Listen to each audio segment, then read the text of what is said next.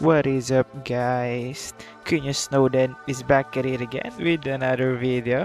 So, syempre, here only at Snowden Gaming. Wala nang iba, no? Maraming salamat mga kapatid sa palaging pagsuporta sa ating YouTube channel. At ngayong araw, syempre, we are gonna create content na naman, no? Para kayo ay mas matuto with the game Project Sino. Ano pa nga ba, no? So, we are trying our best to teach you all the things na alam ko lang din, no? So, I am not that good at playing, no? Hindi tayo professional, but we are trying to teach you guys the basic fundamentals and everything that you need to know that can help you playing the game, no? So, for today's video, ayan na nga mga kapatid, tuturo ko sa inyo kung ano nga ba ang essence ng pag-upgrade ng mga skill cards, no? So in this video, malalaman nyo kung bakit nga ba kailangan nating i-upgrade yung mga skill cards natin at saan ba natin nakukuha yung mga pang-upgrade ng ating mga skill cards. So, ano pang hinihintay nyo mga kapatid? Tara na! So, yun na nga mga kapatid, no? So, nandito na tayo sa skill portion dito in-game, no? Sa may main menu, guys. Makikita nyo to dun sa may baba, no? So, kanina na sa may home menu tayo, no? Sa may pinaka-home, no? Kiklik nyo lang dito sa may baba.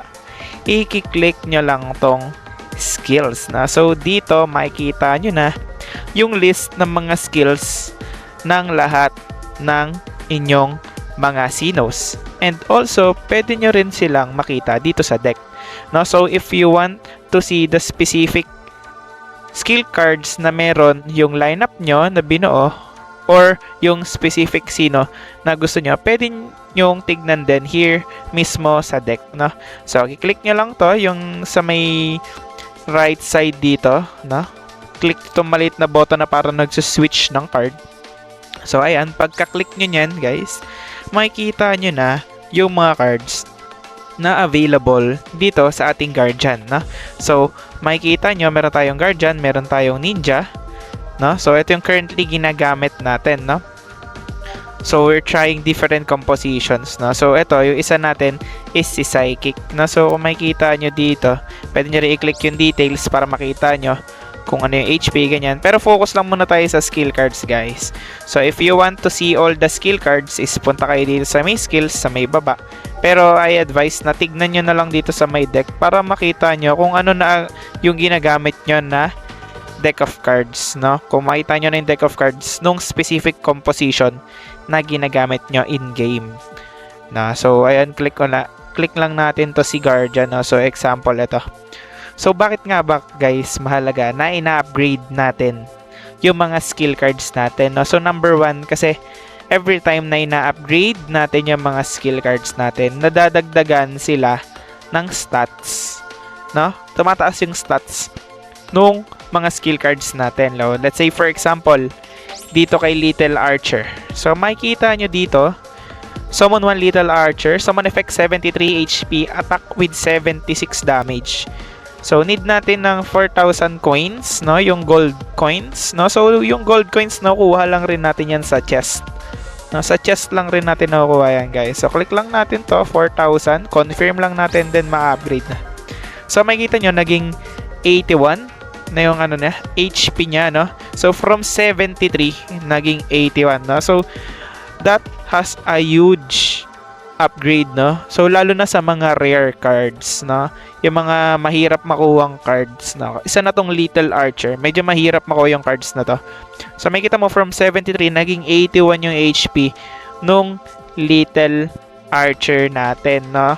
With additional 82 damage na siya, no? So, kanina, 76 lang siya. Naging 82 yung damage niya right now, no? So, that's a huge additional stats, no? Lalo na dun sa mga main cards na ginagamit nyo. So, pwede nyo rin i-upgrade pa kahit ano pa. Basta meron kayong coin, guys, no? So, make sure na meron kayong coin. So, makikita nyo dito, to 212. So, i-upgrade natin siya. Naging 225, no? So, that's an additional shield dito sa dome, no? So, medyo mahirap din makuha yung card na yan, no? So, medyo mahirap siyang ipunin. And also, meron akong tip sa inyo, guys, no? So, sa shop, punta kayo palagi dito, no? So daily nagre-refresh to, no? So ipon lang kayo ng mga coins, no? Pwede rin kayo makuha. Ito free lang to, no? May binibigay na free na gold dito, yan, yung gold coin, no? So meron tayong 145,000 na coin, no? So ito pwede yung makuha yan, no? By just purchasing them using gold coin, no? So ito, Ucoin to. So I don't really advise na bumili kayo ng mga cards na Ucoin, no? I don't advise, I don't recommend, no? Na bumili kayo ng cards na using Ucoin, no? Kasi mag-a-appear din naman yung mga cards na yan dito sa may gold coins lang, no? So you can buy them for gold coins lang, no? So yung gold coins, nakuha nyo sila by unlocking this arena treasures, no? Arena chest, no? So, ayan, mag-unlock tayo. So, ayan lamang, mga kapatid. Maraming salamat sa panonood. Hanggang dito na lang. Si Kuya News Snowden. Bye-bye!